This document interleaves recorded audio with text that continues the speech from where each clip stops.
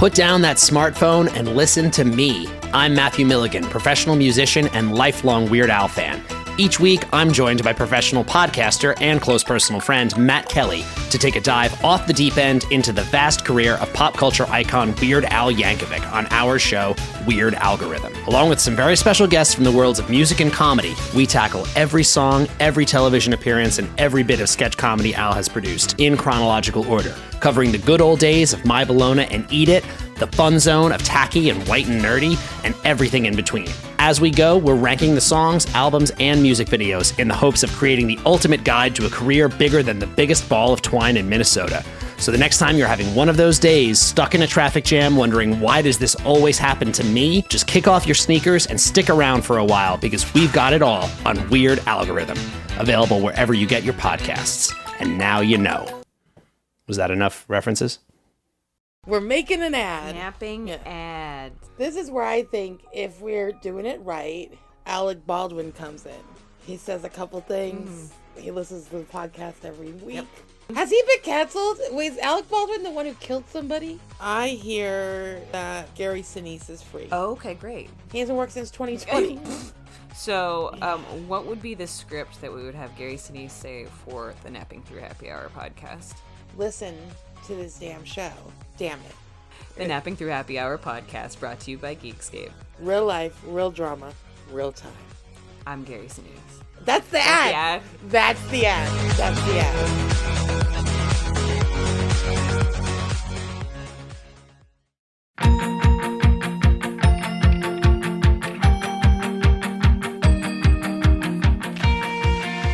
Are you a fan of young adult novels? Have you ever wondered the stories behind the people who wrote your favorite young adult novels? Then join author Eric J. Brown And Alyssa Lube of Netflix's The Circle. every other Tuesday on YAOK. Available on all podcasting apps. Woo!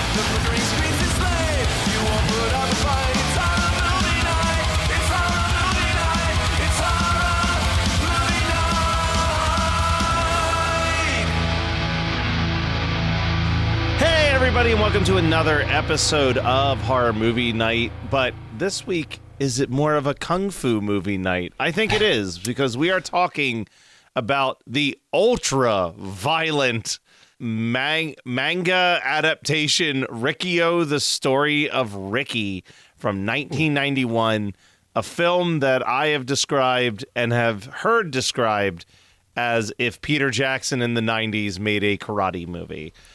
Not far off. Not far off at all. Now, I am to believe that I am the only one who has seen this prior to this pick, correct? Oh, really, Kyle? You'd never seen that until I had never seen it. I actually don't. I only knew it in title, right? Like I had no any other connection to it. Knew it strictly only in title, and I probably didn't even think that it had, I didn't know where it fell in a category of anything. I just knew that it existed. And I heard, I'd heard it maybe in the same conversation and unnecessarily, but something like Miami Connection, or there was another one that is now escaping Hard Ticket me, to Hawaii. Yeah, it's shit like that, like Raw Force, right? Raw Force is another one, whereas like they're all talked about, not necessarily appropriately in that category, but that's where I probably heard it, was in that grouping of films. I think the difference between Riki-O, the Story of Riki, and those movies, to me anyway, is you've got movies like Miami Connection, which are kind of like drug-fueled, good-intentioned missteps. Mm-hmm. Right. I think that they know exactly what this movie is from 100%. The second they start it. And it is like leaning into this splatterfest campiness of, like I'm not the world's biggest kung fu guy, right? I'll watch the occasional Jackie Chan movie. I'll enjoy, every once in a while it's cool to see basically a glorified stunt show, which is what I think most kung fu kind of falls into. Have you ever explored any like Shaw Brothers stuff? So I did watch a documentary about the Shaw Brothers, and that made me a little bit more interested. I feel like that might be a category it doesn't open. It's not like it opens up, wanting to watch more martial arts or kung fu movies. But I do think there was like a subcategory of sort of fantasy led or more fantasy driven martial arts that you might dig on in that department. For sure, but I don't think that kung fu movies have ever been as weird and gross as this movie is. This was wild. Setting up for this movie, I insisted on ripping a copy of the DVD that I had because I needed the guys to experience the movie with the dub. Which I think just enhances the chaos of this movie. Like it's already it with a dub. Don't you worry. a doob. It's already like a weird, strange movie, and then this like, if you had told me that the entire movie was dubbed by one guy doing all of the voices, I would believe you because it's that unhinged character to character, where like you have what is clearly. It's definitely an older person than the character they're playing, right? But it's like maybe a 17-year-old that's playing a 12-year-old, but the voiceover dub is like as if this child is 3. Like it is. That was definitely the highlight of the watch for me. If that explains anything about how I felt watching this film. Oh, no. All right. Well, let's dive into this crazy movie. In the distant future of 2001... Oof. All of the prisons have been privatized, and Riki is sent to one for manslaughter. We later find out that his crime, however, was killing a crime boss as revenge for the death of his girlfriend. The prison that he's in is divided into 4 sections, and each wing having a member of the Gang of 4 ruling over it. Riki is placed in the North Wing, where he witnesses an elderly inmate get disfigured. And man, we get this like fake dummy falling onto a nail board and blood is just like spraying out of everything. And it's like, it would be worse had the dummy not been so apparent. Like, there's a lot of like the craftsmanship on that dummy is. Oh my God. There's a lot of like mannequins being thrown out of windows that are like not moving 1 inch as they fall to their doom all over this movie. The old man ends up killing himself after he's been disfigured and denied release. So Riki, as a revenge, partially blinds the people who tormented the old man, which leads to them paying a large inmate named Mad Dragon to kill Riki. But Riki can kill Mad Dragon simply by punching through his stomach and ripping out his guts. No issue there. This is like kind of the first moment where you're really like, okay, I understand how violent and gory this movie is actually going to become. The original thug shoves a nail through Riki's hand, and Riki just crushes this dude's hand instead inside of his hand. It's never fully explained, but somehow Riki is basically immortal because of meditation superpowers. Which, God, like it really it's is martial arts. It really is though. an Eastern way of looking at things, isn't it? Like we don't have to over-explain, and I don't mean we just have to over-explain things here, origin stories and superheroes, and if you just give them this equals that, then you don't have to question any more complicated math than that. Meditation equals immortality. Just let him have it. It makes sense to me. Riki meets the leader of the North Wing before healing his wounds through meditation, and is brought into a meeting with the assistant warden named Cyclops, who wants to know how Riki became so powerful. Something that I missed the first time I watched this, but have loved every other time I've rewatched it, is every time they're in the assistant warden's office, behind him is just the most impressive collection of large box pornography. Okay, I thought that's what I saw too. I wanted to ask you. I actually made myself a note. There's I'm like, not much else in that office, but that is very. And he's never watched it. It's literally just there for It's just there. He's there for the articles. I think about that. I think about that line from Talladega Nights about not playing something on the jukebox, and they have to say that they have Pet Shop Boys just for profiling purposes, not because they want anybody to play Pet Shop Boys. And I feel like he just has the porn there for profiling purposes. Yeah, it's just there. The Gang of Four attacks the Fink of the prison after he leaves the bathroom singing a Rolling Stones tune. The assistant warden wants the North leader to kill Riki, fearing that he might inspire the prisoners to revolt against him. In this fight, Riki is blinded by glass to the eyes, and his arm is sliced open, but he manages to clean his eyes out and then tie his veins and tendons back together so that he can fight back. This is kind of one of the more infamous, insane moments of this movie, is him just, like mouth and fingers just tying his muscles back together like it ain't no thing.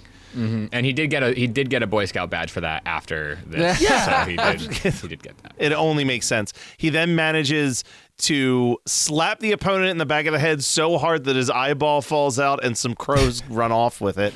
Yeah, that was pretty awesome. I love that. As the North leader sees that he's about to lose, he slices open his stomach to use his own intestines to try to strangle Riki to death. But then Riki punches his skull to pieces, and we know this because we see the X-ray of it happening in real time. And it's like, these are those decisions where I'm like, this movie's fucking bonkers. Yeah. Like, this is not a normal kung fu movie by any stretch of the imagination. This film, the first couple years of The Daily Show, when it was Craig Kilborn hosting it, he would use clips from this movie constantly. And I think that is like, it just became this weird underground movie that abstract comedians and film lovers just immediately like latched onto. So Riki befriends the godson of the man that he just killed, but the Gang of Four retaliates by murdering this godson, and as revenge for that, Riki burns their opium farm. Again, it's just crazy what's happening in this prison. Yeah.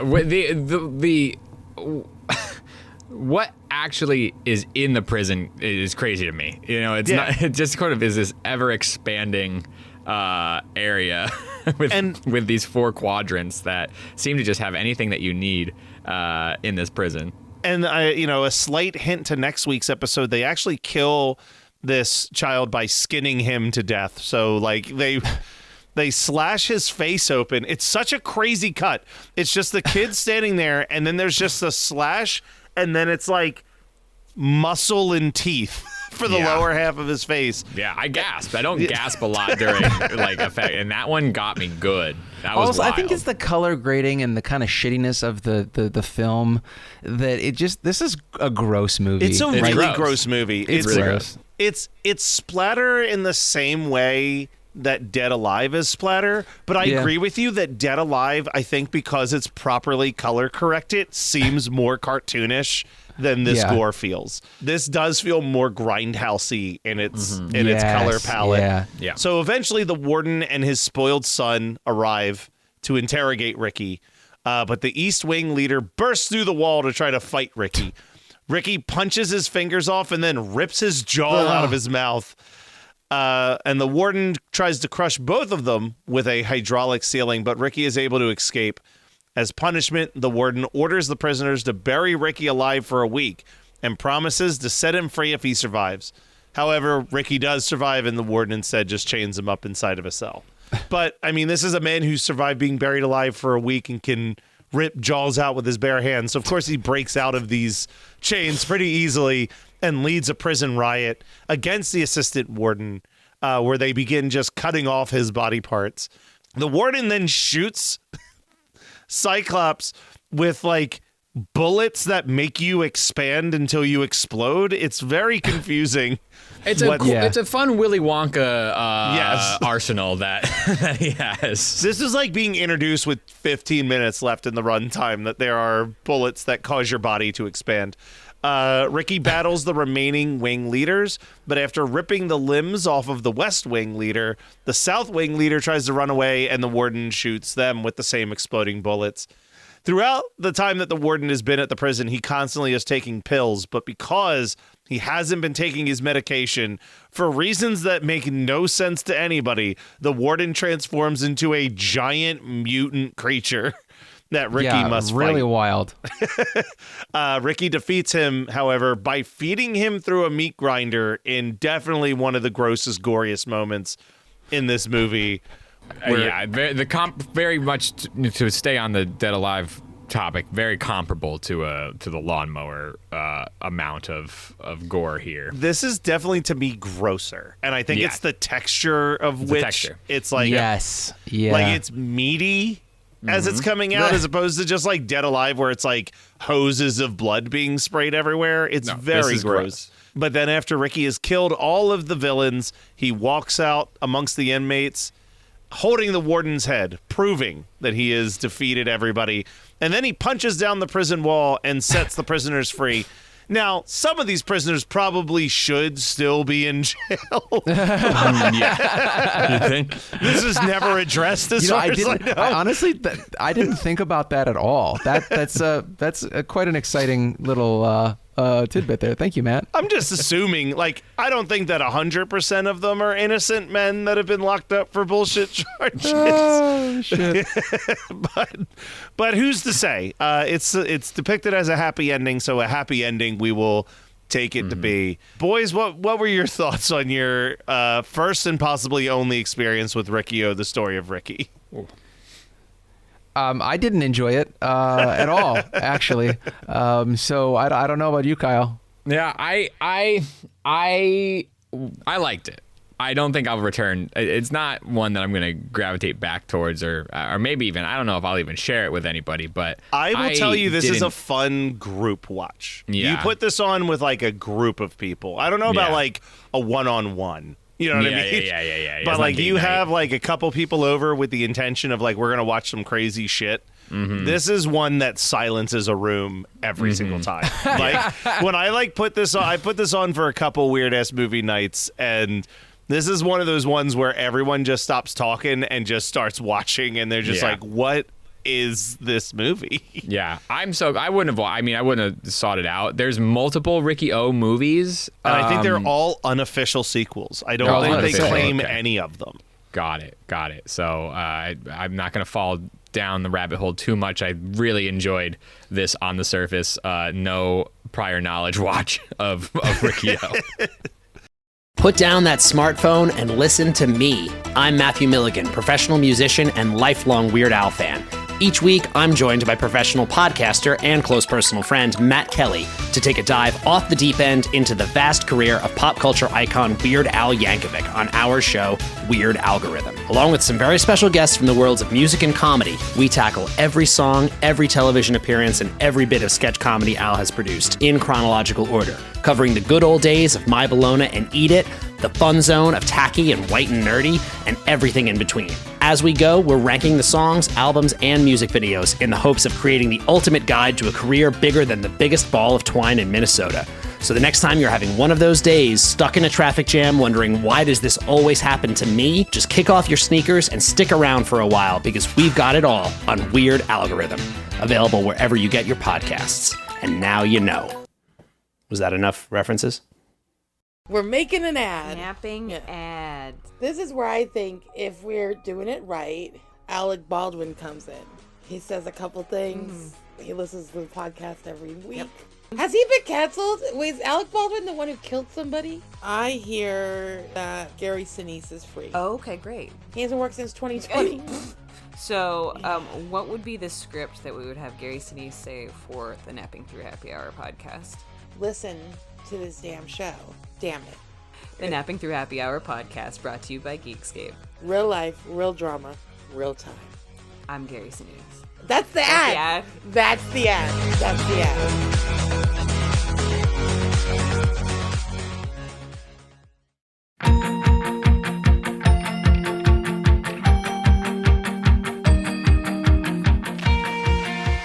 Are you a fan of young adult novels? Have you ever wondered the stories behind the people who wrote your favorite young adult novels? Then join author Eric J. Brown And Alyssa Lube of Netflix's The Circle. every other Tuesday on YAOK. Available on all podcasting apps. Woo!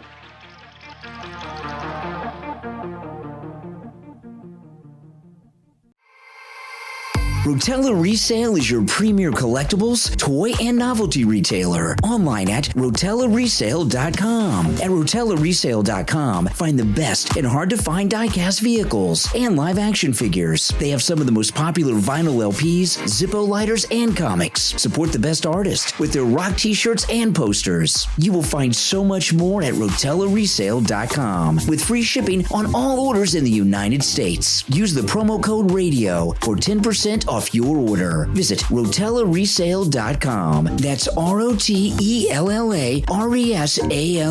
rotellaresale.com. Well then, with that rave review from all three of us. I mean, what is there to say? I mean, it's like it's not like a deep movie. No, that's not what at I'm all. trying to get at. But double feature time, I will say the only other movie that even comes close to this in my search of like weird off the beaten path films of other genres is the live action adaptation of The Fist of the North Star. Oh shit, yeah. So Fist of the North Star, one of the only animes I've ever truly loved. Tells the tale of two guys destined to fight each other as they wander to meet each other for a fight. And you learn that one of them has the power where if he punches you, your entire body just blows up. And the other one's fingers are like knives and he can just slice body parts off of you. It's a crazy anime, and they made it into a live-action movie around this same time, like 92, 93. And I do Tony remember Randall that directed one. it? Yeah, Tony Randall of Waxwork fame made that, and it is. I do recall that it doesn't come close to the grossness of Riki-O, but they don't shy away from the violence and gore in that one either, as far as I remember. Or no, Tony Randall was Tix and Amityville 92, which are even better. both horror movie night all-timers for sure. And, It's about time. and Children of the Night. And Hellbound Hellraiser 2. Wow. That's what I was He thinking is of. royalty. Yeah. Yep. Wow. Amazing. Okay, that looks wild. I'll rewatch it and see how I feel about it. I mean, 'cause if it's you already been- put Riki-O on our back catalog as of this week, Fist of the North Star basically fits. yeah, why not? And you might get a lot of love. You might get a lot of people wanting us to watch the anime as opposed to the live action one. I mean, but that I think the Do we anime listen is to a step anybody too. that I think talks to us about I those think things? the anime is a step too far. I know in Reddit Horror Club when we were doing that, there was like a couple animes that were picked, and I just anime horror doesn't do it for me ever. Even like Perfect Blue, which I think is a very good movie, I never feel the need to rewatch it after doing it for Reddit Horror Club. And I have no desire. I will fight you guys. Not fight, like fist fight Like you. animated films, yeah. Well, no. I was gonna say anime. Like, Yeah. I don't. The You're overlap not. of I like. don't think you've got. I mean, like I said, I own two of them, and it's Fist of the North Star and Akira. Like, I am not the anime Well, yeah, and guy. those are good, but I'm just Yeah. saying, like, That's I opening can up understand a whole that there nother is. thing. I can Yeah. understand that there is good anime. There is anime that I've enjoyed, but I don't want those people listening to our podcast. I'm sorry. There's no world where I would have us do anime in anything that wasn't like a Patreon bonus episode that like maybe It's watched just- Akira for. If we were doing an anime episode, I feel like we would get only 1-star reviews, and I know that doesn't really matter. In the our grand scheme political of, takes have already gotten us plenty of those, but yes. Yeah, but at the same time, like, why would we like put ourselves up for more bullshit. So yeah, that's just my. Well, we gotta be like Riki-O. Every time we get knocked down, we come back swinging. Okay, And punch somebody in the fist, and it liquefies their fucking fist. Exactly. Yeah, right. Also, while And we're we have the mentioning power. 1-star reviews, hit us with some 5-star reviews if you're a fan. Kyle and Scott, what would your double features be? You go ahead, Kyle. I would go with The Toxic Avenger Part 2. That makes a lot of sense. You know, one that's a little bit more Also very self-aware of gross. itself.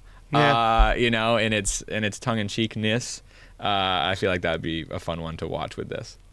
Yeah, and I would go with Mortal Kombat, but I would go with the more recent one. Is that 2021? I think so. Yeah. I really like that movie. I think I've watched it 4 times, and I never played Mortal Kombat, but I also live with a woman who didn't play a lot of video games, but she loves the Mortal Kombat songs. Yeah. Like, I mean, how do you the not? main Mortal Kombat song and like the Outworld song, and she's like, can we watch the 90s Mortal Kombat? I was like, hell yeah, we can watch the 90s Mortal Kombat. We can also watch Mortal Kombat Annihilation. And she was like, what's that? I'm like, it's the sequel. And she's like, I didn't even know that existed. I bet it sucks. And I'm like, it does. Let's watch it.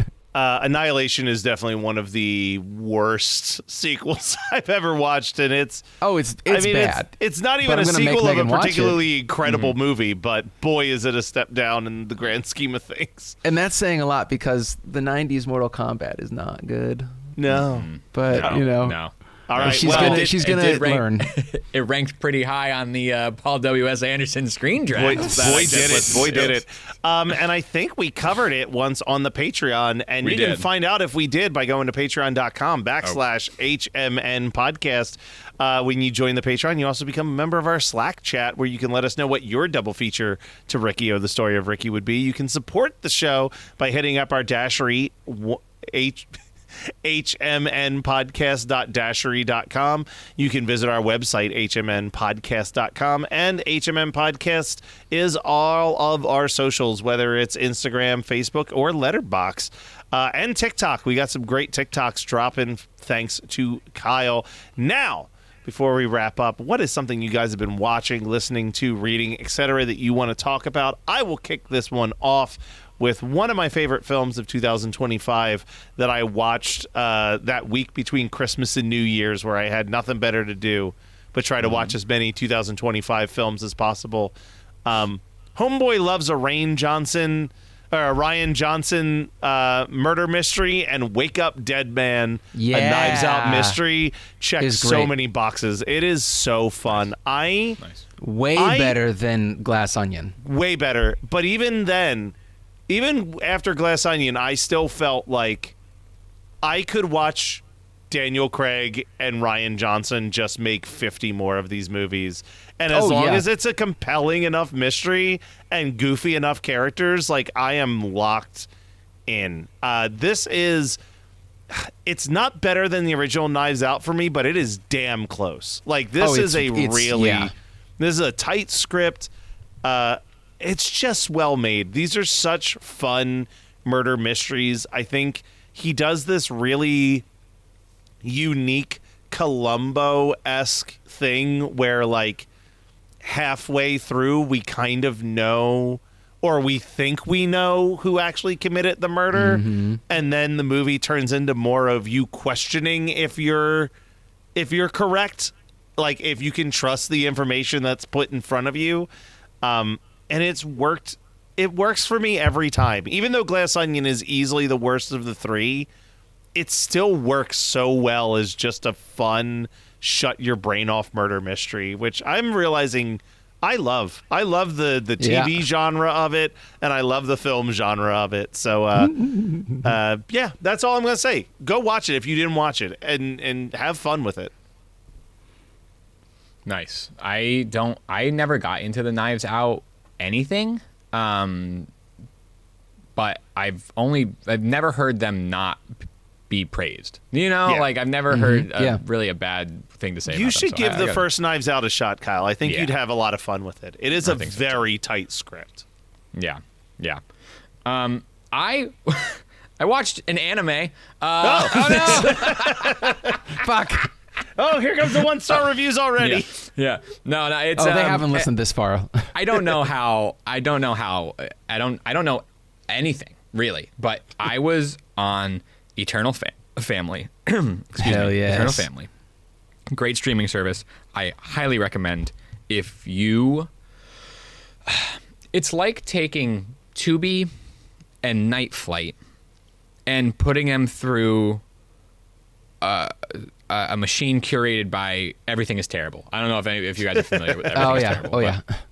It's amazing. And like found in the back of the Criterion closet is where you found this box of shit, right? It's like this is amazing stuff. It's Eternal Family has like full collections of short films from like Latvia and animated weirdness and just fantastic. They also have the Mirror Mirror collection, is where you can watch Mirror Mirror. You know, who needs Tubi? Yeah, right. I really recommend it. And so it's an easy thing to do as well if you're looking for something just really crazy to throw on for 15, 20 minutes. And I came across it was a pilot anime show called Riding Bean. And it is violent, it's odd, it's funny, it's about a kind of not a hitman, but like a getaway driver who's hired and then double crossed by these masters of disguise, and it's just it was just crazy to fall into that world of something I don't know anything about, and then also have it not be like expounded upon. It was just a pilot, one and done. Like it's not there's nothing more to it. So I also have the benefit of not being completely turned off from something that people love, or like falling into having to explore more of like what this all means. It was just, and I can't stop saying Riding Bean. Riding Bean is just a great set of words to say. Yeah. So I'm not going to comment on it because I don't want that 1-star review. Yeah. This is much more of a praise of Eternal Family existing than it is necessarily for Riding Bean. But if you just need the a title little bit itself, my mind is going somewhere else. If it's not starring Rowan Atkinson, I don't want to watch it. Okay. Well, Scott, got to tell you guys, I actually enjoyed Marshmallow. Do you guys know Marshmallow? Oh, I've heard of it, and I really like the poster art for it. The poster is the poster is surprisingly wrong. Okay. It's a cool poster. It gives the right vibe, but it also, so it's like a sci-fi horror movie-ish kind of. I don't even know if it's sci-fi. Not really, but it's a camp slasher, but with like some sci-fi elements, I guess, and it's cool. Like I would give it a solid. I'd give it a 3.5 out of 5-star rating. Okay. So it's a recommend, not like a you gotta. It's not like, you know, it's not a 4, but it's good. I like what they did because there's a cool new idea that I did not see coming. I mean, I feel like it does have its lulls, and I may also not be the target audience because I'm so sick of Stranger Things. And I don't mean that it has anything to do with Stranger Things except for the fact that the cast is all supposed to be like young teenagers, like between the ages of 13 and 15 or 16, whatever. So I'm obviously not going to resonate with these young adults, but it was cool. I would recommend it to give it a shot if you got some time to kill. And, you know, it's on Shudder, so watch it on Shudder. Looks fun. All right. Well, we will be back next week with something a little bit more on brand horror-wise for all of y'all as we also kick off the month of February with Franchise February. So stay tuned for a whole month of some of your favorite franchise films.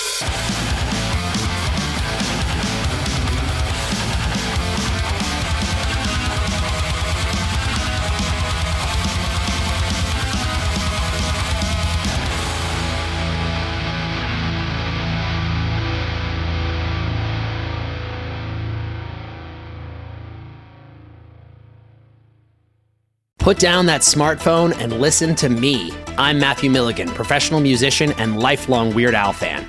Each week, I'm joined by professional podcaster and close personal friend Matt Kelly to take a dive off the deep end into the vast career of pop culture icon Weird Al Yankovic on our show, Weird Algorithm. Along with some very special guests from the worlds of music and comedy, we tackle every song, every television appearance, and every bit of sketch comedy Al has produced in chronological order, covering the good old days of My Bologna and Eat It, the fun zone of tacky and white and nerdy, and everything in between. As we go, we're ranking the songs, albums, and music videos in the hopes of creating the ultimate guide to a career bigger than the biggest ball of twine in Minnesota. So the next time you're having one of those days, stuck in a traffic jam, wondering why does this always happen to me, just kick off your sneakers and stick around for a while because we've got it all on Weird Algorithm, available wherever you get your podcasts. And now you know. Was that enough references? We're making an ad. Napping ad. This is where I think if we're doing it right, Alec Baldwin comes in. He says a couple things. He listens to the podcast every week. Has he been canceled? Wait, is Alec Baldwin the one who killed somebody? I hear that Gary Sinise is free. Oh, okay, great. He hasn't worked since 2020. So, what would be the script that we would have Gary Sinise say for the Napping Through Happy Hour podcast? Listen to this damn show. Damn it. The Napping Through Happy Hour podcast brought to you by Geekscape. Real life, real drama, real time. I'm Gary Sinise. That's the ad. That's the ad. That's the ad.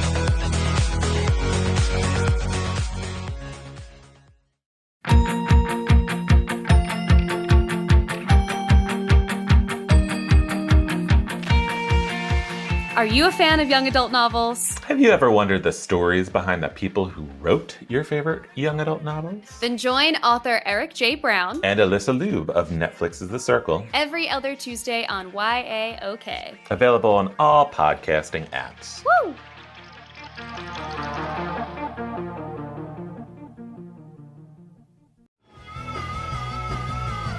You're listening to the Geekscape Network.